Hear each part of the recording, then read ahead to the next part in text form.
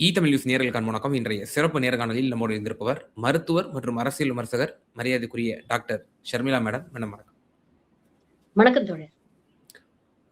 நேற்றைய தினம் இறுதிக்கட்ட பிரச்சாரம் நடந்துச்சு. திரு விஜய் அவர்கள் இறுதிக்கட்ட பிரச்சாரத்துல நந்தனம்ல ஒரு அரங்கத்துல பேசினாரு.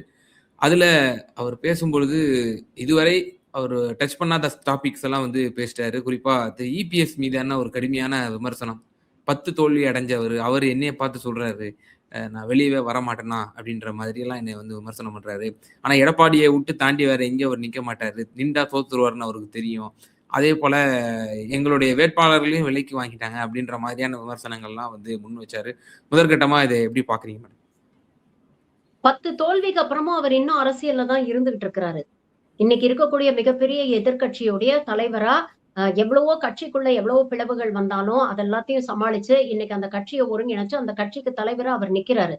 ஒரு தோல்வி வந்தோடனே அவர் ஓடி போகல, தெரிச்சு ஓடி போகல. 10 தோல்விகளுக்கு அப்புறமும் இன்னைக்கு களத்துல நின்றுட்டு தான் இருக்கிறாரு. எதிர்கட்சி தலைவரா 5 வருஷம் செயல்பட்டு இருக்கிறாரு. ஒரு முதலமைச்சரா இந்த மாநிலத்துக்கு 4 வருஷம் இருந்திருக்கிறாரு. அவருக்கு இருக்கக்கூடிய அரசியல் எக்ஸ்பீரியன்ஸ் உங்களுக்கு என்ன இருக்கு?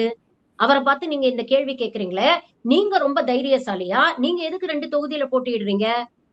நீங்க எதுக்கு பெரம்பூர்லயும் திருச்சி கிழக்குலயும் போய் போட்டியிடுறீங்க? உங்களுக்கு அவ்வளவு தைரியம் இருக்கு, ஜெயிப்பேங்கிற நம்பிக்கை இருக்குன்னா ஏதாவது ஒரு தொகுதியில போட்டியிட்டா போதுமே. இன்னும் ஒரு படி மேல போய் கேக்குறேன், நீங்க நேத்து அவ்வளவு தூரம் திமுகவை இந்த கரூர் சம்பவத்துல வச்சு மீண்டும் ஒரு கான்ஸ்பிரசி தியரிய அழுத்தமா சொல்லி திமுக என்ன வஞ்சகம் பண்ணிடுச்சுன்னு பேசுறீங்களே, உண்மையிலேயே நீங்க குற்றமற்றவர்னா, நீங்க தைரியசாலினா கரூர் தொகுதியில போட்டிட்டு இருக்கலாமே. ஏன் தேர்தல் பிரச்சாரத்துக்கு கூட கரூர் பக்கம் நீங்க போகவே இல்ல? அது இன்னொரு கடுமையான ஒரு வார்த்தையை போடுறாரு. உங்க அடிமை இருக்காருல்ல ஒருத்தர் செந்தில் பாலாஜின்ட்டு, அவர் ஏன் கோவைக்கு ஓடுனாரு அப்படின்ற ஒரு கருத்தை முன்வைக்கிறாரு. உங்க சோத்துல நான் மண்ண அள்ளி போட்டேன், உங்க சிஎம் சார் உங்க சோத்துல நான் மண்ண அள்ளி போட்டேன், என் மேல ஏன் இவ்வளவு வன்மா அப்படின்னு கேக்குறாரு.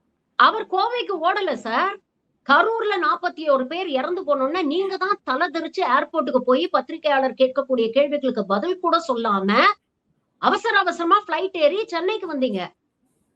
அந்த நேரத்துல செந்தில் பாலாஜி எங்க இருந்தாரு? ஆஸ்பத்திரியில. அங்க களத்துல அந்த மக்களுக்காக நின்னார்ல. 20 வருஷமா அந்த மக்களோட அவருடைய உறவு இருக்குங்க. இன்னைக்கு நேத்து அவர் அந்த கரூர் தொகுதி மக்களோட பழகிட்டு இருக்கிறாரு. அங்க இருக்கக்கூடிய ஒவ்வொரு குடும்பத்துல இருக்கக்கூடிய நபர்களை பேர் ரீதியா அவருக்கு தெரியும். அவர் பதிவு பண்றாரு. ஒரு நேர்காணலையே சொன்னார், நான் வீட்டுல உட்கார்ந்து சாப்பிட்டுட்டு இருக்கேன், இந்த செய்தி வருது, உடனே நான் கிளம்பி போனேன் அப்படின்னு. அதுதாங்க ஒரு உண்மையான தலைவருக்கு அழகு. அப்ப தன் தொகுதியில் இருக்கக்கூடிய தன்னுடைய மக்கள் பாதிக்கப்படுறாங்கன்னா அங்க போய் நிக்க வேண்டியதுதானே ஒரு தலைவரோட கடமை. நீங்க அதை செஞ்சீங்களா? ஓடி போய் பனையூர்ல பதுங்கிக்கிட்டீங்க. 72 மணி நேரம் உங்ககிட்ட இருந்து சத்தம் கூட வரல. 72 மணி நேரத்துக்கு அப்புறமும் ஒரு வீடியோ போடுறீங்க. அதுல கூட ஒரு தார்மீக ரீதியா இதுக்கு பொறுப்பு எடுத்துக்கிட்டு நீங்க லீகலி லயபிள்னு கூட சொல்லலங்க. ஆனா உங்க மனசாட்சி உறுத்தி இருந்தா தார்மீக ரீதியாக நீங்க இது பொறுப்பு எடுத்துக்கிட்டு என்ன மன்னிச்சிருங்க, இதை நான் எதிர்பார்க்கல அப்படின்னு ஒரு வார்த்தையாவது நீங்க சொல்லிருக்கணும்ல. குறைஞ்சபட்சம் ஏர்போர்ட்ல நின்று அந்த வார்த்தையாவது பதிவு செஞ்சுட்டு போயிருக்கலாமே. எனக்கு மன உளைச்சலா இருக்கு, சத்தியமா இப்படி நடக்கும் நான் எதிர்பார்க்கலங்க, என்ன மன்னிச்சிருங்க, ஆனா இத பத்தி இப்ப பேசுற மனநிலையில நான் இல்லைங்க, எனக்கு ஒரு 2 நாள் டைம் கொடுங்க, நான் அதுக்கப்புறம் பத்திரிகையாளர்களை சந்திச்சு நான் பேசுறேன்னு சொல்லியிருந்தாலாவது நீங்க ஒரு நல்ல தலைவர்னு ஏத்துக்கலாம்.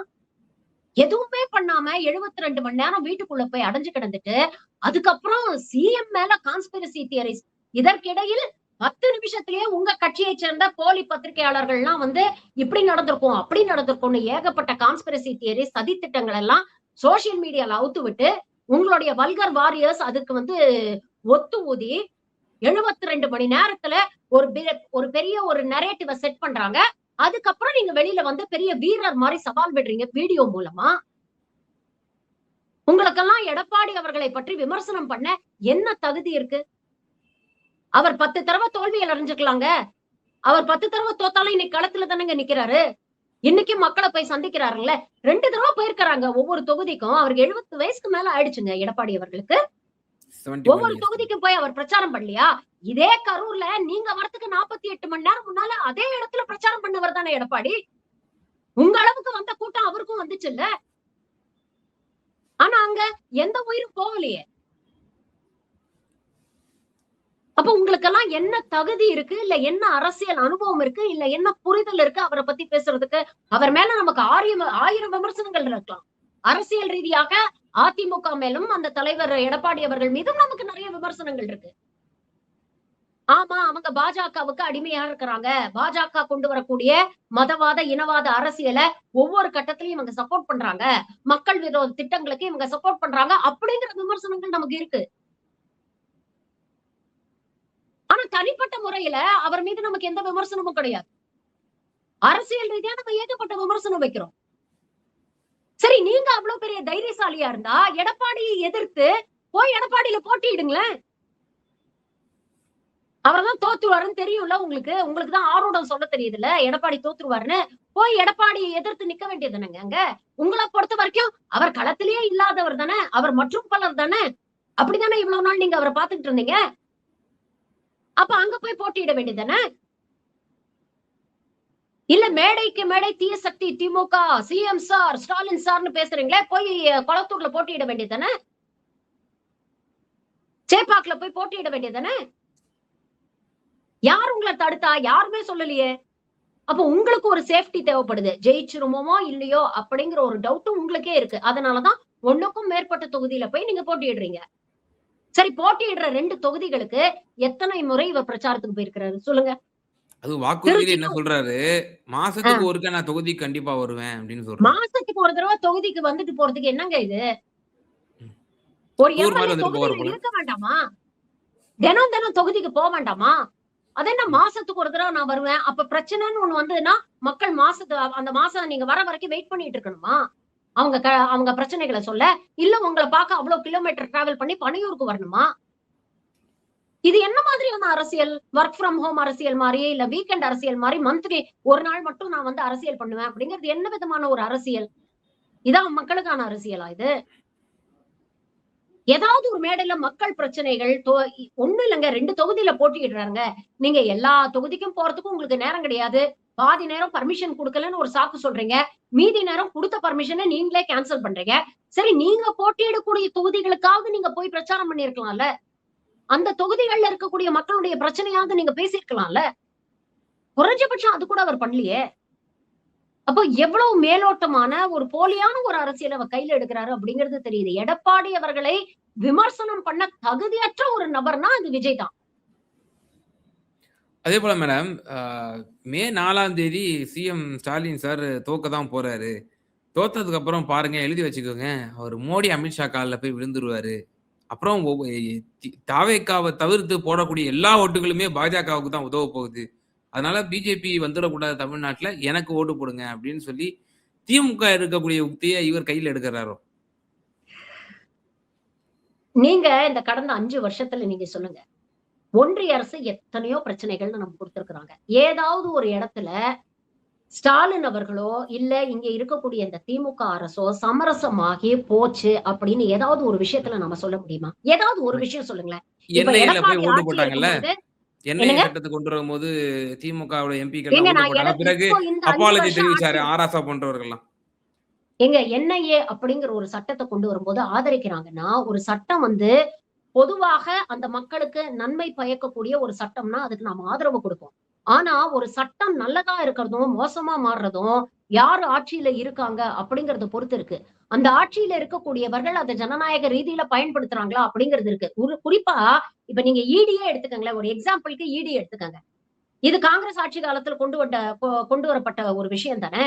ஆனா காங்கிரஸ் ஆட்சி காலத்துல எதிர்க்கட்சிகளை முடக்கவோ, இல்ல அவங்கள உருட்டி மிரட்டுறதுக்கோ இது பயன்படுத்தப்பட்டதா? ஆனா, யார் கையில இன்னைக்கு இருக்கு? இன்னைக்கு பிஜேபி கையில ஈடிய அவங்க எப்படி பயன்படுத்துறாங்க? அரவிந்த் கெஜ்ரிவால தூக்கி அவ்ளோ தேர்தல் நேரத்துல தூக்கி உள்ள வச்சாங்க. கடைசியில இன்னைக்கு அவர் மேல கேஸ் போடுறதுக்கு அடிப்படை முகாந்திரம் கூட இல்ல அப்படின்னு சொல்லி தானே நீதிமன்றம் அவர விடுதலை பண்ணியிருக்கு. அப்போ ஒரு சட்டம் அப்படிங்கிறது யார் கையில இருக்கு அப்படிங்கிறது முக்கியம். சட்டத்தை கொண்டு வரும்போது அது மக்களுக்கு நல்ல ஒரு சட்டமாக இருக்கும். மக்களை பாதுகாக்கக்கூடிய ஒரு சட்டமாக இருக்கும்னு நெனச்சு தான் லெஜிஸ்லேட்டர்ஸ் அதுக்கு அங்கீகாரம் குடுக்குறாங்க. அதத்தான் புரட்சியாளர் அம்பேத்கர் ரொம்ப அழகா சொன்னாரு. அரசியலமைப்பு சட்டமே யார் கையில இருக்குங்கிறத பொறுத்து தான் அது நல்லதா இருக்கிறதோ, மோசமா இருக்கிறதோ. இன்னைக்கு யார் கையில மாட்டி சிக்கி சின்னாபின்னம் ஆயிட்டு இருக்கு அரசியலமைப்பு சட்டம் யோசிச்சு பாருங்க. அந்த அடிப்படையில தான் நம்ம என்ஐஏ சட்டத்துக்கு திமுக குடுத்த ஆதரவையும் நாம பார்க்கணும். எடப்பாடி ஆட்சி காலத்துல உதயமின் திட்டத்துல கையெழுத்து போட்டாங்க. அம்மா இருக்கிற வரைக்கும் போட்டாங்களா? அம்மா இருக்கிற வரைக்கும் நீட் உள்ள வந்துச்சா? அம்மா இருக்கும் பொழுது இந்த ஒன்றிய பாஜக அரசு கொண்டு வந்த திட்டங்களுக்கெல்லாம் கண்மூடித்தனமா அவங்க வந்து ஓகே சொன்னாங்களா? அம்மா மறைஞ்சு போனதுக்கு அப்புறம் இவங்க என்ன பண்ணாங்க? உதயமின் திட்டத்துல கையெழுத்து போடுறாங்க. சிஏஏ, என்ஆர்சி சட்டம் கொண்டு வரும்போது என்ன சொன்னாரு? சிறுபான்மை சமூகத்துக்கு இது எந்த பிரச்சனையும் வராது அப்படின்ல பேசினாரு. அதுக்கப்புறம் 2024 நாடாளுமன்ற தேர்தல்ல அதே எடப்பாடி என்ன பேசினாரு? கூட்டணி தர்மத்துக்காக நாங்க வந்து சப்போர்ட் பண்ணோம். இல்லன்னா எங்களுக்கு அதுல உடன்பாடு இல்ல அப்படின்னு பேசினாரு. பேசி 3 மாசத்துல திரும்ப அதே பாஜகவோட போய் கூட்டணி வைக்கிறாரு. இதுதான் அவங்களுடைய நிலைப்பாடாக இருக்கு. குரங்கு மாரி இந்த பக்கமும் அந்த பக்கமும் தாவிக்கிட்டு இருக்கிறாங்க. அதான் மேம். அதற்கு இப்போ காரணம் அந்த அவர் இந்த விமர்சனம் மூலியமா என்ன அவர் வந்து மெசேஜ கடத்த வர்றாரு மக்கள் மத்தியில? யாருக்கு ஓட்டு போட்டுறாதீங்க. தாவேக்காவுக்கு ஓட்டு போட்டா தான் பிஜேபி உள்ள வராது. அப்படின்ற இவர் விஷயம். பிஜேபியை என்ன இவர் பிஜேபியை தீவிரமாக எந்த விஷயத்துல எதிர்க்கிறாரு சொல்லுங்களேன். ம். எஸ்ஐஆர் போது ஒரு அறிக்கை விட்டாரு. அறிக்கை விட்டதை தாண்டி திமுக களத்துல நின்னு வேலை செஞ்சதா இல்லையா? எஸ்ஐஆர் போது திமுகவுடைய தொண்டர்கள் எல்லா பிஎல்ஏக்களும் களத்துல நின்னு ஒருத்தரோட ஓட்டு கூட பறி போயிடக்கூடாது அப்படிங்கறதுக்காக நின்னு வேலை செஞ்சாங்களா இல்லையா? அதிமுகவுல சப்போர்ட் பண்ணாங்க. ஆனா அவங்களும் களத்துல வந்து நின்னாங்களா இல்லையா?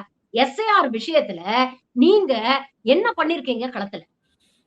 ஒரு 4 நிமிஷ வீடியோ இது திமுகவுடைய சதி அப்படின்னு அங்கேயும் திமுகவை ப்ளேம் பண்ணி ஒரு 4 நிமிஷ வீடியோ போட்டதை தாண்டி நீங்க என்ன பண்ணிருக்கீங்க? திருப்பரங்குன்றத்துல ஒரு ஸ்டாண்ட திமுக எடுக்குது.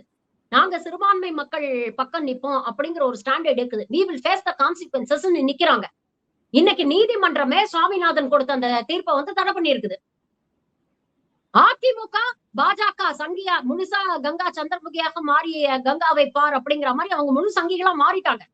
அவங்க சங்கிகளுக்கு ஆதரவாக ஒரு நிலைப்பாடு எடுக்கிறாங்க. நீங்க என்ன நிலைப்பாடு எடுத்தீங்க? அதே மாதிரி திருப்பரங்குன்றத்துல நீங்க யார கேண்டிடேட்டா கொண்டு போய் நிப்பாட்டி இருக்கீங்க? இந்த நிர்மல் குமார் எங்க இருந்து வந்தாரு? அவருடைய வரலாறு என்ன? பிஜேபி ஐடி விங்ல உட்கார்ந்துட்டு பொய்யை பரப்பிக்கிட்டு இருந்த ஒரு சங்கீதன அவரு. அவர் தானே கொண்டு போய் நீங்க திருப்பரங்குன்றத்துல நிப்பாட்டி இருக்கிறீங்க. சரி, இப்ப டீலிமிட்டேஷன் வந்தது. இந்த டீலிமிட்டேஷனை பத்தி ஒரு அறிக்கை விட்டீங்க. ஓகே. அதுக்கப்புறம் களத்துல நின்னு என்ன பண்ணீங்க நீங்க? குறைஞ்சபட்சம் உங்க கட்சியில இருக்கக்கூடிய தொண்டர்களுக்கு டீலிமிட்டேஷன்னா என்ன அப்படிங்கிற புரிதலாவது நீங்க ஏற்படுத்துனீங்களா? ஒரு தலைவருடைய வேலை என்னங்க? தன்னுடைய தொண்டர்கள், தன்னுடைய தொடர்ந்து வரக்கூடிய ரசிகர்களை அரசியல் மயப்படுத்துறது தானே ஒரு தலைவரோட கடமை. எஸ்ஐஆர்னா என்ன? டீலிமிட்டேஷன்னா என்ன? அது எப்படி நம்ம மக்களை பாதிக்க போகுது? நம்ம மாநில உரிமைகளை எப்படி காவு வாங்க போகுது? இதை எதை பத்தியாவது ஒரு புரிதல உங்க கட்சியை சேர்ந்த தொண்டர்களுக்கு, 2ஆம் கட்ட தலைவர்களுக்கு நீங்க ஏற்படுத்திருக்கீங்களா? வெறும் ஒரு அறிக்கை விட்டதோட நிப்பாட்டிட்டீங்க. அதிமுக வெளிப்படையா வெக்கமே இல்லாம மாநில உரிமைகள் போனாலும் பரவாயில்லன்னு பிஜேபிக்கு சப்போர்ட் பண்றாங்க. களத்துல யாருங்க நின்னாங்க? நாம தேர்ந்தெடுத்து அனுப்பின 40 எம்பிக்கள் நமக்காக நாடாளுமன்றத்தை பேசலையா? இன்னைக்கு திமுகவை சேர்ந்த 40 எம்பிக்கள், கூட்டணி கட்சிகளை சேர்ந்த 40 எம்பிக்கள் அங்க போய் பேசுனதை தாங்க இன்னைக்கு இந்தியா பூரா, நாடு பூரா பேசிக்கிட்டு இருக்கிறாங்க. பல மாநிலங்களுடைய முதலமைச்சர்கள் வந்து அதை ஆதரவா பேசுறாங்க. அத பாராட்டி பேசுறாங்க. நீங்க என்ன பண்ணீங்க? முதலமைச்சர் களத்துல நிக்கிறாரு. என்ன சொன்னாரு? எனக்கு கட்சி, ஆட்சி, அதிகாரம் இது எல்லாத்தையும் தாண்டி என் மக்களுடைய மாநில உரிமை தான் பெருசு. எனக்கு எலெக்ஷன் பெருசு இல்ல. நான் களத்துல நிப்பேன்னு நின்னு போராடுறாரு. அந்த அமெண்ட்மெண்ட்டை எரிக்கிறாரு. மக்களுக்கு அதை பத்தின ஒரு விழிப்புணர்வை ஏற்படுத்துறாரு. எதுக்கு அவசர அவசரமா தேர்தல் நடக்கக்கூடிய ஒரு நேரத்துல பெண்களுடைய ரிசர்வேஷன் அப்படிங்கிற ஒரு போர்வையில இதை நடைமுறைப்படுத்த இவங்க திருட்டுத்தனமா முயற்சி பண்றாங்க அப்படிங்கிற புரிதலை மக்களுக்கு ஏற்படுத்துறாங்க. அதுதானங்க ஒரு தலைவர். நீங்க என்னங்க பண்ணீங்க? ஒரு அறிக்கையை ட்விட்டர்ல விட்டுட்டு 3 நாள் வீட்டுல லீவ் எடுத்துட்டு ரெஸ்ட் எடுத்துட்டு இருந்தீங்க. இதுதான் ஒரு தலை. ஏதாவது ஒரு விஷயத்துல ஏங்க இதெல்லாத்தையும் விட்டுருங்க. உங்க திரைப்படம்ங்க, உங்களுடைய கடைசி படம் முடக்கி வச்சது யாரு? சென்சார் போர்டு யார் கட்டுப்பாட்டுல இயங்குது? குறைஞ்சபட்சம் அதுக்கான கண்டனத்தையாவது ஒன்றிய அரசு கிட்ட நீங்க அதுக்கும் சொல்றாரு. நேத்து அட்ரஸ் பண்ணதுல என்ன சொல்றாரு?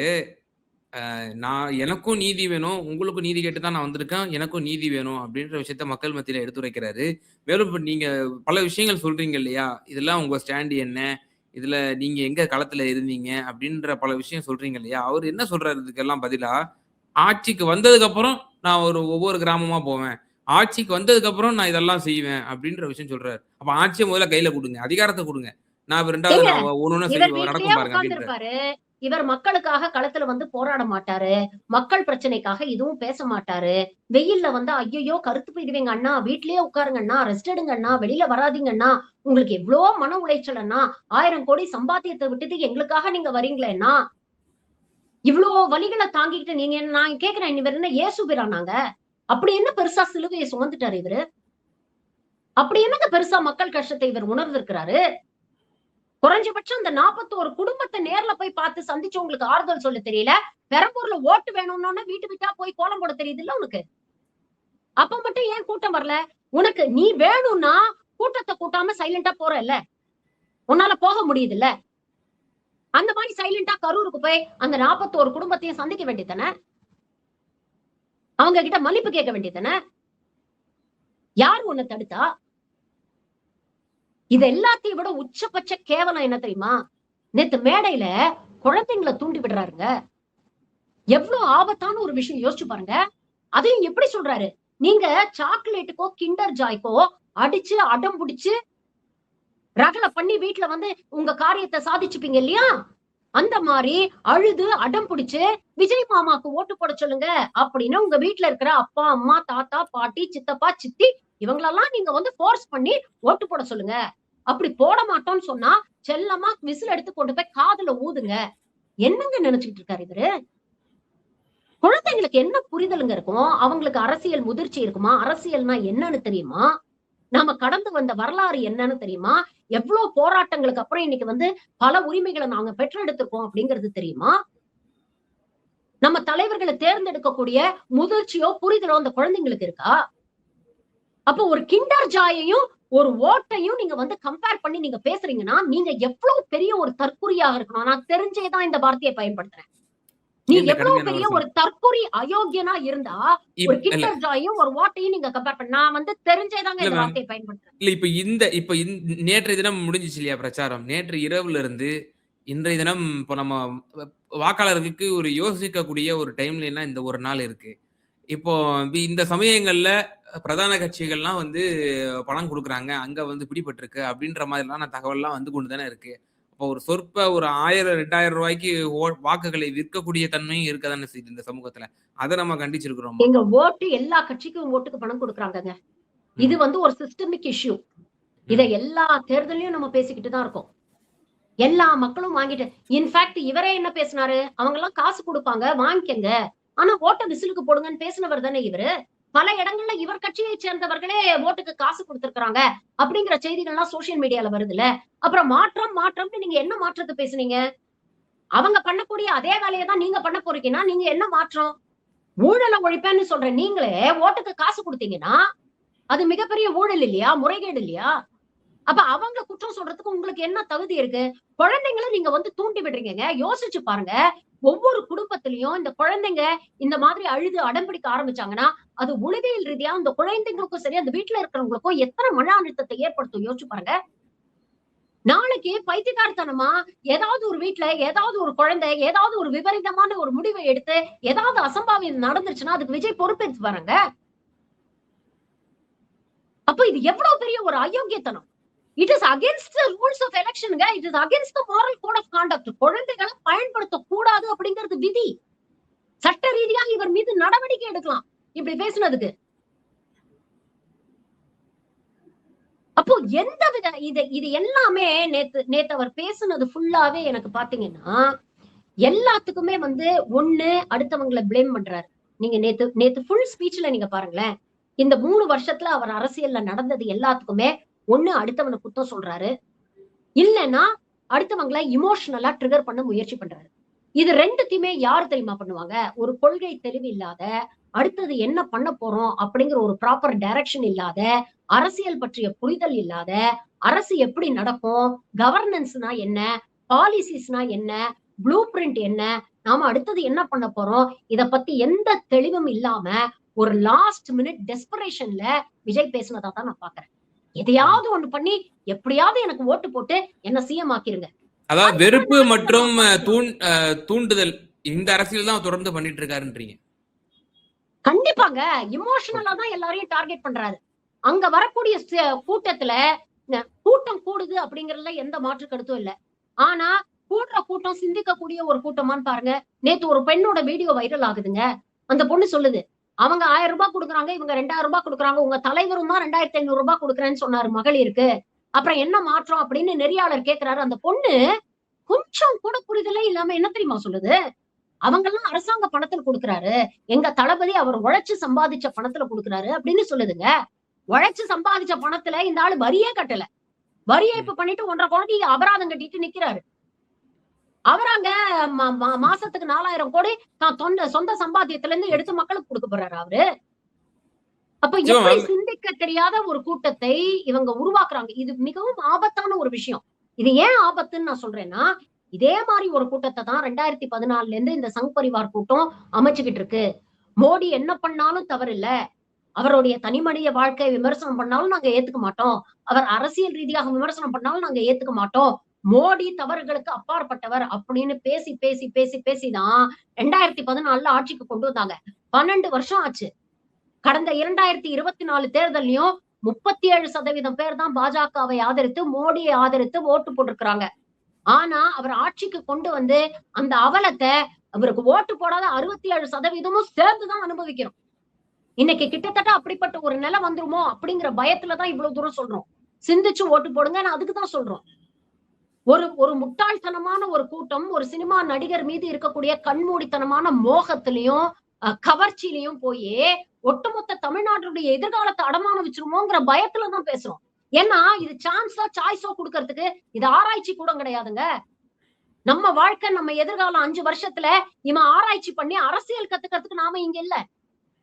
5 வருஷம் இப்படிப்பட்ட தற்கூரிகள் கிட்ட ஆட்சிய தூக்கி குடுத்துட்டீங்கன்னா, அவங்க இன்னும் 10 வருஷம் நம்மள பின்னோக்கி இழுத்துட்டு போயிருவாங்க. அத சரி செய்ய இன்னும் 20 வருஷம் நாம வேலை செய்யணும். அவருக்கு கவலையே இல்லைங்க. இன்னைக்கு பேசுறவரு நாளைக்கு ஜெயிக்கலன்னா, அவர் நடிக்க போயிருவாருங்க. அடுத்த ஸ்கிரிப்ட் ரெடியா இருக்கும். இந்நேரத்துக்கு கதையெல்லாம் கேட்டு முடிச்சிருப்பாரு. அடுத்த 200 கோடி அவர் சம்பாதிச்சுட்டு போயிருவாரு. இவர நம்பி களத்துக்கு வந்து, அவங்க சொத்து பத்தெல்லாம் வித்து, நிலம் புலன்லாம் வித்து, நகையெல்லாம் பொண்டாட்டி நகையெல்லாம் வித்து அவன் எலக்ஷன்ல நிக்கிறான் பாத்தீங்களா? அவனுடைய எதிர்காலம் என்னங்க? அதெல்லாம் எப்பங்க அவன் மீட்டெடுப்பான்? யோசிச்சு பாருங்க. நிச்சயமா மேம். திரு விஜய் அவர்களுடைய இந்த பேச்சு சம்பந்தமான உங்களுடைய பார்வைய வந்து நீங்க வெளிப்படுத்துனீங்க. இப்ப உங்களோட நேரத்த பகிர்ந்தமைக்கு மிகுந்த நன்றிகள் மேம். நன்றி.